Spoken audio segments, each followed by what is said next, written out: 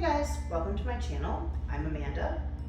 I wanted to make this video to talk about something that's pretty common among pet parents, and that's whether you're a dog parent, cat parent, even humans can get what I'm about to talk about, and that is UTIs and Struvite crystals. So obviously UTIs, not a good thing, right? We don't want our pets to be uncomfortable, and Struvite crystals, the reason they're not good is because they can actually clump together and form Struvite stones. And once you get to the point of having Struvite stones, that can end up causing a blockage.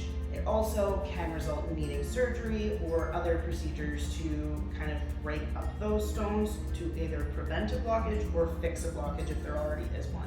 And if there is a blockage, that can become a medical emergency because your pet may not be able to pee. So we definitely want to prevent anything that's going to result in, like I said, medical emergencies. So why am I talking about this? A little while ago, probably in the last few months, we noticed Leo had a couple of instances where he had some accidents in the house. Leo's housebroken, so really there's no reason that that should have been happening, except for we figured we recently moved. Phoebe went into her first heat cycle. There was a few factors that we thought, okay, maybe this is behavioral, so we're gonna wait a little bit and see how it goes. Fast forward to a couple weeks ago, Leo ended up having an accident within 2-3 hours of having gone outside, which is unusual for him. He's usually able to wait a little bit longer than that. And normally we have potty bells. Normally he would let us know if he needs to go outside. So he ended up having an accident. In the time it took me to clean up the accident and, get ready to take him outside, he ended up peeing on the floor again. And this time he was like looking at me like, I can't help it, I can't control it. And he is usually like a solid leg lifter. He was just standing and peeing, huge puddle. So I was looking at him and I'm like, something is not right with you. So I took him to the vet. Tried to get a urine sample that first day. And it was kind of the only appointment I could get was in the afternoon. So we managed to get just enough for them to do the machine urinalysis. So that report I will show you quickly right now. Okay, so as you can see, his urine pH, it says, was about 7. That's a little alkaline. We normally want our pet's urine, for dogs anyways, to be around the 5.5 to 6.5 mark. So that's a little bit acidic, but not too acidic that it's going to cause other problems. Reason for that is that helps to prevent crystals from forming in the first place, so we don't have to worry about them then turning into stones. So a little bit alkaline, and given that it was in the afternoon, that's a little bit questionable. You'll also notice in the report it doesn't necessarily say Struvite crystals, but it does show that there's the presence of crystals. And the bacteria, the machine was a little unsure what was going on with that. So I went back on the Wednesday with a new sample, his first pee of the day. Let me tell you, urine catching for a dog is very challenging, but I managed to get, a full vial, brought that in on the Wednesday, and they were able to do a manual check. So not too sure what the pH was at that point because I don't think that they retested that, but the vet did tell me, and I could see when I actually took the sample, it's pretty cloudy, gritty is how she kind of described it, so presence of crystals for sure, and presence of bacteria as well. They were able to verify that yes, there's bacteria, and yes, there's crystals, and confirm that they were Struvite crystals. The upside to this, if there is one, is that Struvite crystals are extremely common. They're more common in female dogs, definitely also very common in male cats, especially ones that are neutered. That being said, they're also usually caused by the bacteria that causes UTIs. So again, fairly certain that was what was going on with Leo. So the vet did say to me, hey, usually with this, next steps would be, antibiotic, definitely got that for him, anti-inflammatory to help with any discomfort so that he wasn't feeling uncomfortable when he was urinating or feeling that, extra discomfort that might lead him to urinate more. So did that too. So we've got the antibiotics and the Metacam going. Awesome. Then she suggested, okay, the next thing other than that would be putting him on a urinary food. not a big fan of a lot of veterinary diets. And the reason being for that is a lot of times the ingredients in veterinary diets aren't super great. So I was given two options, and I'm actually going to show you kind of what those options were now.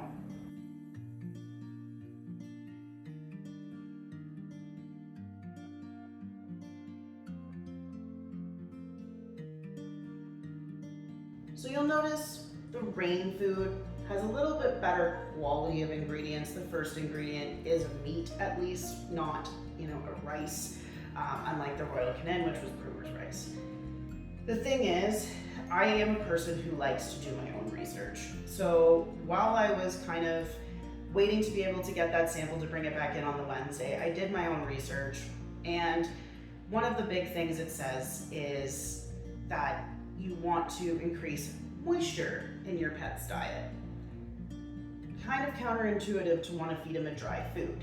So he was already on a dry food that I was getting from my work, but I usually put a little bit of topper in it, but I was using more of a dry topper to start off with. So I was like, okay, I can easily increase moisture in his food. We can start that, no problem. But then it was also the fact of I did a little research into what the urinary diets actually do. One of the things is they tend to increase thirst so that your pet is more likely to drink more water. Okay, I can understand where that might be helpful, fine.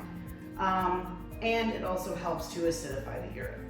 So as I was doing my research, I came across a few other things that also acidify the urine. So brown rice is definitely something that acidifies the urine, no problem. You'll also have noticed that the food that they recommended, that was the Royal Canin, was also a hypoallergenic food. That's because Leo also has an allergy to chicken that we know for sure. Lamb, fairly certain, like he reacts pretty badly to lamb. Other things we're not so sure. So short of doing like an exclusion diet and seeing what those allergies are, those are the ones I know for sure. So they were recommending more of the hypoallergenic diet, but you'll also have noticed in the ingredients that one of the ingredients is soy. It's a plant-based diet. Dogs are not supposed to be on a plant-based diet, neither are cats. So for me, it just felt really counterintuitive to everything that I was reading that said, dogs and pets that are on a plant-based diet are more likely to get crystals. One of the things that you want to avoid is sweet potato and regular potatoes. There's potatoes in those foods. Just a ton of different things that kind of led me to feel a little iffy about putting him on those foods. So I decided, you know what? No, I'm not going to do that right now as a first line. I'm going to look into my options, see what I can do, and start my own protocol. So I placed an Amazon order. I'm going to actually include the clip now that shows everything that I got. Okay, so my supplies for Leo have arrived. So this is what I ordered. So based on my research online, it said that organic, unfiltered, raw apple cider vinegar with the mother, apparently, is good to acidify their urine, and it also has a lot of other benefits as well, including it can be used to do like a paw rinse. It has it softens their fur. If you look it up, there's all kinds of benefits to the apple cider vinegar. So we got that. I got this 100 pack of pH test strips. I looked at a few different options, and these ones seemed pretty highly rated. And it says it's recommended for urine, saliva, your drinking water, labs, aquariums, gyms, pools, factories, personal use. So I figured, hey, that seems pretty good. So we got those. Additionally, same thing. I looked at a lot of different reviews and different options for a supplement because I wanted to try and get a supplement that had as many of the things that I read were going to be helpful. So of course we've got the cranberry extract. This also has the glucosamine, cranberry extract, glucosamine, vitamin C. Again, that's supposed to help acidify the urine. Corn silk extract, dandelion extract, nettle leaf, L-methionine, and the uva ursi. I don't even know how you pronounce that. So the only thing that's not in this would be I believe it's marshmallow root, but it has like 3 out of the big 4. So I was happy with that. It also has chickpea flour, and chickpeas are supposed to also be on the list of things. I don't love that there's sweet potato in it because that's on the no-no list, but it's so far down in the the inactive ingredients that I'm not going to be too worried about it. That and the reviews for this were really, really good as well. So I am definitely going to give this a shot, and hopefully that helps as well. This was about $40 on Amazon for 90 tablets. So you can see here that for dog Leo's size, he is 25.2 pounds last he was weighed at the vet, which is actually a little bit heavy for him. So I'm working on trying to get him to lose a little bit of weight.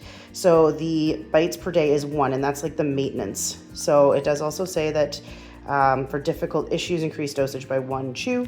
So he's going to be getting 2 chews for probably the first week, and then we're going to go down to the maintenance for that one. These guys should be pretty self-explanatory. This is a 20 pack of urine collection cups. They're a little bit smaller than I originally thought, so that's gonna be fun trying to collect his urine with that. But either way, you know, I needed something to be able to dip the test strips in, so hopefully this should help. And we're going to get started. At least I'm going to give him his dose of this. He's still on his antibiotics, as well as his anti-inflammatory, so I will let you guys know how everything kind of worked when I do an update once we go to the vet and he gets another urinalysis. But for now, this is kind of where we're starting. But yeah, so this is kind of where we're at with this. So I've got everything. I'm going to get started using it and see how that goes. So yeah. So I got all that stuff. I also started taking the topper that I had bought that was a freeze-dried raw topper by instinct that I was just kind of sprinkling on their food, sprinkling their like bits, putting in their food as a dry topper. I actually started using that to create a wet topper, and I actually included a little video of what I was doing with that, so I'm gonna actually put that now. I had bought these just to like mix in with their food. These are just the freeze-dried ones. And you can rehydrate them. So I took reverse osmosis water. We have a filtration system. So I took the reverse osmosis water, heated that up to a high temperature. So you can see all that steam coming off. And I'm just letting them kind of soak. And then I'm going to take a fork and mush them all up so that they're nice and smushy. And then I will put that on their dry food. So this is one of the things that I've been doing. So I've now smushed it.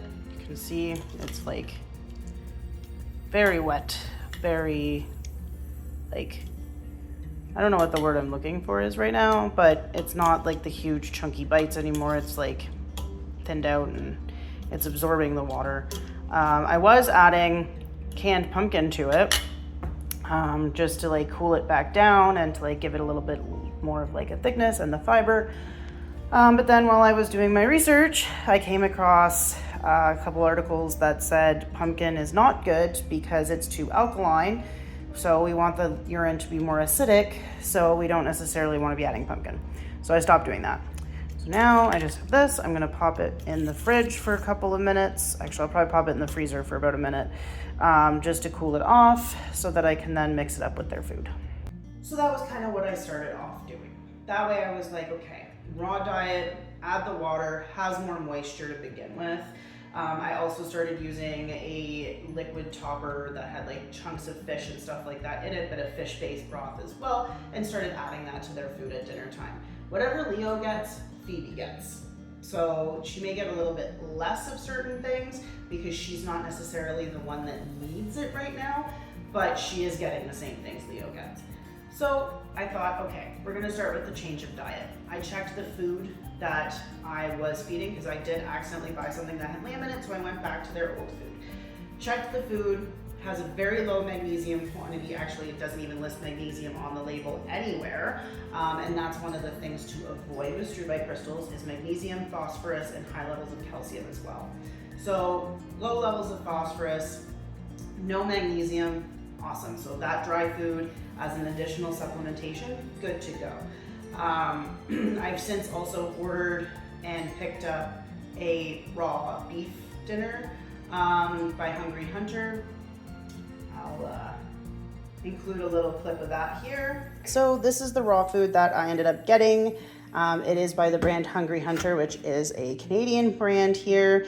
It has active probiotics in it, which I really like because I don't want to run into any upset stomach problems with the dogs. Especially because pumpkin, which is normally what I always tell people, like if your dog is experiencing any kind of tummy troubles, whether that's they're a little bit constipated or the opposite way, pumpkin really helps because of the fiber content. Unfortunately, pumpkin is on the no-no list when you have Struvite crystals happening. So I wanted something that had probiotics. So this one does, so I am happy with that. And when you look at the nutrient analysis, you can see there that it does say it's 70% moisture, which is obviously significantly higher than any bagged dry dog food would be, and definitely higher than the vet foods. So I wanted to add this in. So we have been starting to feed that for a while now. It's cool, it comes in these, so like I said, 8-pound box, and it comes with 8 of these 1-pound vacuum sealed frozen packs. So you can take one out at a time, thaw it in the fridge, use it up within 2 to 3 days, and then repeat. So one of these lasts both of my dogs with the way that I'm feeding them about 2 days or so, maybe a little bit less. But you know, so 8 pounds is probably going to last me about 2 weeks. But it's, you know, a really good quality food. I'm happy with the ingredients, and hopefully that extra moisture content will help as well. So I'm adding that in as well now. Basically what I'm doing is I'm measuring out 75% of what Leo's amount based on his weight would be, and then supplementing the other 25% with kibble. Phoebe, I'm doing the opposite. Say hi. So back to what I was saying before the barking episode happened. I'm giving him 75% of the raw, 25% dry. Phoebe gets 25% raw, 75% dry, just because she is a much bigger dog, and raw feeding does get really expensive, and right now it's just not feasible for me to put them on a 100% raw diet for their entire diet. So those are just a few of the things that I'm doing. I am still also giving them occasionally that wet topper that I was giving them as well, and hoping that that helps. So I also have actually used those pH strips from the other clip. I managed to catch some pee, which was really challenging. The first time I tried those little cups, he freaked out and kept putting his leg down every time I tried.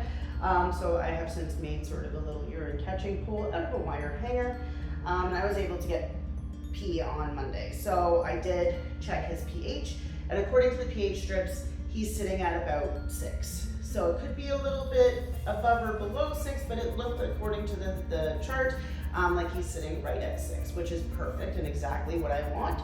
And my vet is aware that these are the things that I'm doing to sort of mitigate having to go on a veterinary diet.